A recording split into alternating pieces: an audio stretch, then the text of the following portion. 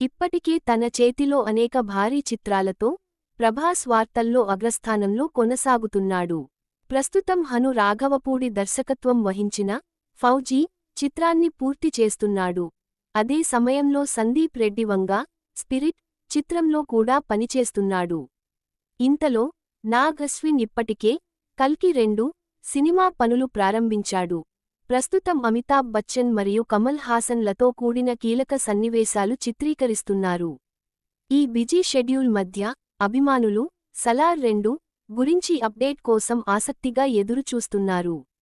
ఇప్పుడు హోంబాలీ ఫిల్మ్స్ నిర్మాత విజయ్ కిరగందూర్ ఈ సీక్వెల్ త్వరలో సెట్స్ పైకి వెళ్తుందని ధృవీకరించారు.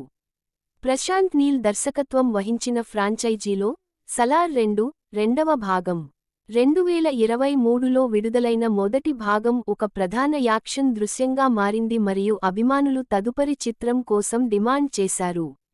అయితే ప్రభాస్ అనేక కమిట్మెంట్లను గారడీ చేయడం మరియు నీల్ ఎన్టీఆర్ నటించే తన కొనసాగుతున్న ప్రాజెక్ట్తో బిజీగా ఉండటంతో ఇప్పటివరకు సీక్వెల్పై పెద్దగా కదలిక లేదు.